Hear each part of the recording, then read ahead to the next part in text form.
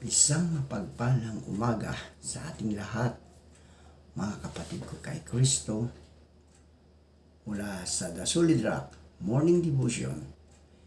Isang kagalakan na muli tayo ay makapagpulay-bulay sa salita ng Panginoon sa umagang ito.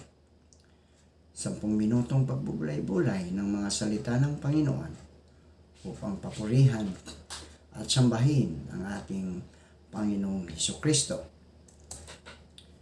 Ang ating pong pagbubulay-bulayan sa magandang umaga ng Lunes ay matatagpuan sa Juan, Kapitulo 5, talatang 30. Ito po ang sinasabi, "Hindi ako gumagawa dahil sa sarili ko lamang. Humahatol ako ayon sa sinasabi sa akin ng Ama. Kaya't matuwid ang hatol ko, hindi ang sarili kong kalooban ang aking sinusunod, kundi ang kalooban ng nagsugo sa akin." Lagi siyang alalahanin. Yun po ang pamagat ng ating pagbubulay-bulayan sa umagang ito. Kapag lagi nating inaalala ang tagapagligtas, malugod nating magagawa ang lahat ng bagay sa abot ng ating makakaya. Tiwala na papatnubayan tayo ng kanyang kapangyarihan at pagmamahal sa atin. Ang mga panalangin sa sakrament ay nagpapatunay na isa sa mga pangunahing layunin ayon sa pagkatatag ng Panginoong Hesukristo ay na lagi natin siyang alalahanin. Malinaw na kabilang sa pag-aalaala sa tagapagligtas ang pag-alaala sa kanyang pagbabayad sala na simbolikong kinakatawan ng tinapay at tubig bilang mga sagisag ng kanyang pagdurusa at kamatayan. Hindi natin dapat kalimutan kailanman ang ginawa niya para sa atin. Dahil kung hindi sa kanyang pagbabayad sala at pagkabuhay na mag-uli, mawawalan ng kahulugan ang buhay. Gayunman, sa kanyang pagbabayad sala at pagkabuhay na mag-uli, nagkaroon ng walang hanggan at banal na mga posibilidad ang ating buhay. Tayo po ay manalangin. Ama naming Diyos na mapagmahal, Ikaw ay napako sa krus dahil sa aming mga sala. Salamat, Panginoon, sa walang katapusang pag-ibig na inialay mo sa amin. Aming itataas sa iyo ang aming mga kababayan, lalo na ang iyong mga anak, sa pananampalataya na nangangailangan ng kagalingan dahil sa mga karamdaman.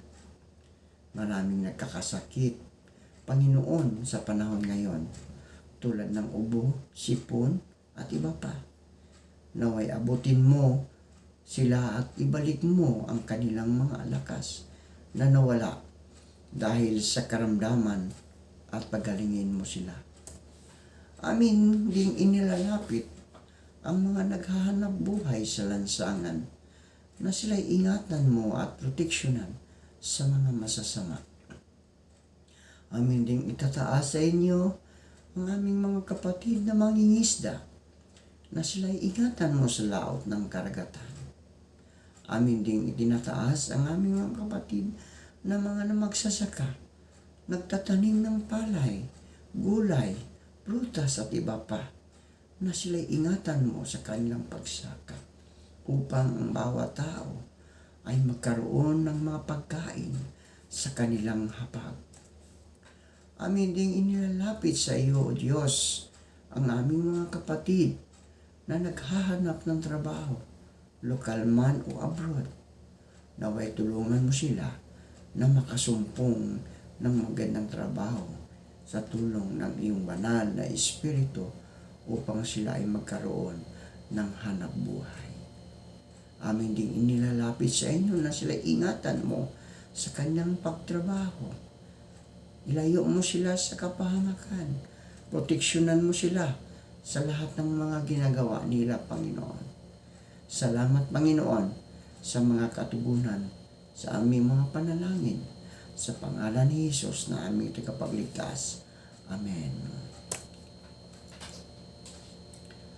Hangaring malaman at sundin ang kalooban ni Kristo tulad ng pagsunod niya sa kalooban ng Ama.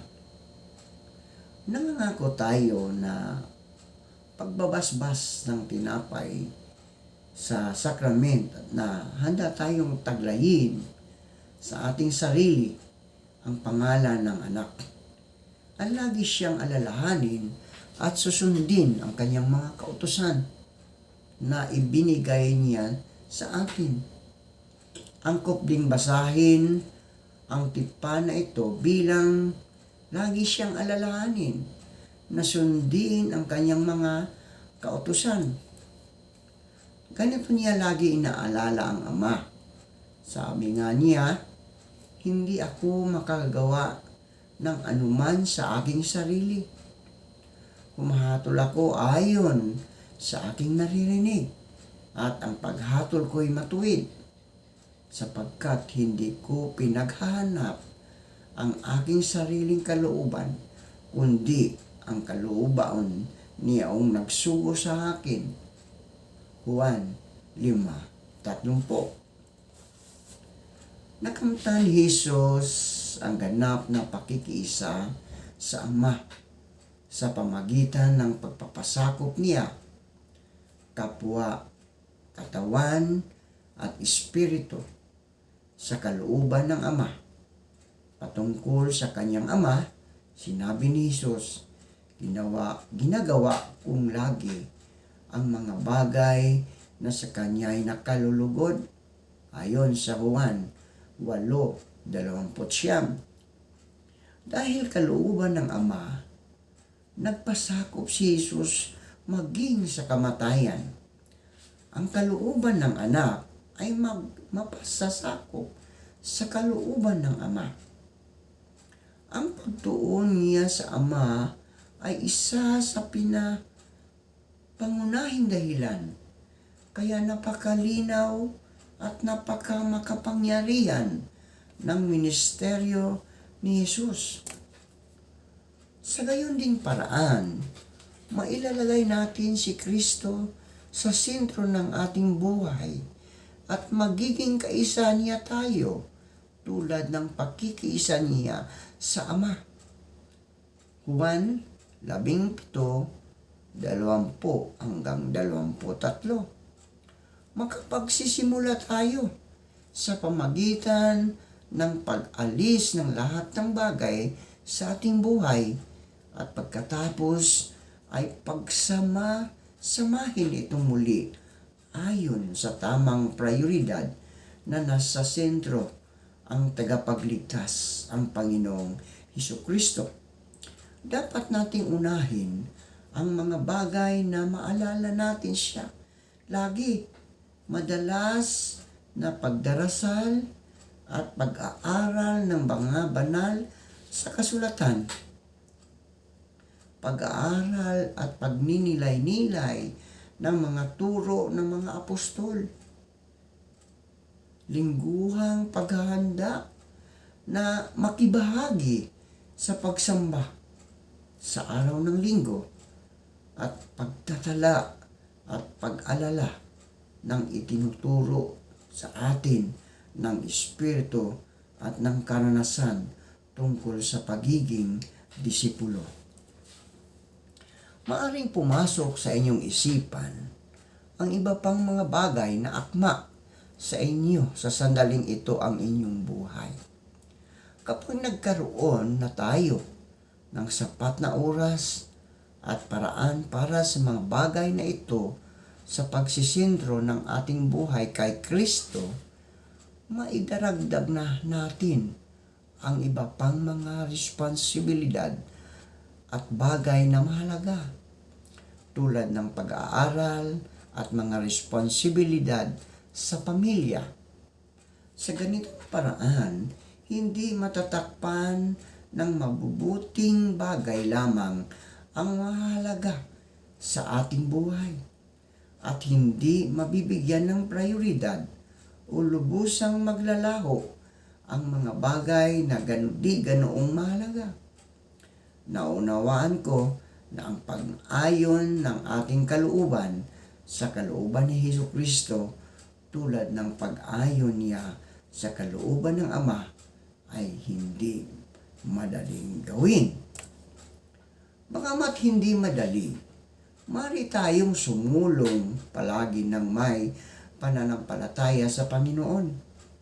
Mapapatunayan ko na sa paglipas ng panahon ay mag-iibayo ang hangarin at kakayahan nating laging alalahanin at sundin ang tagapagligtas na si Jesucristo. Dapat tayong magtiyagang sa katuparan ang layuning iyon at laging manalangin na makahiwatig at mabigyan ng tulong na kailangan natin. Sinasabi ko sa inyo na kinakailangan kayong laging manalangin at huwag manghina na huwag ninyong isasagawa ang anumang bagay sa Panginoon maliban sa kayo ay mananalangin muna sa Ama sa pangalan ni Kristo upang Kaniyang ilaan ang inyong pagganap sa Kanya nang ang inyong pagganap ay maging para sa kapakanan ng ating mga kaluluwa. Manalangin tayo. Salamat, Panginoon, sa panibagong araw at buhay. Inialay po namin sa inyo ang buong araw na ito at ang aming mga mahal sa buhay. Gabayan at patnubayan niyo po kami sa araw na ito at ilayo sa anumang kapahamakan.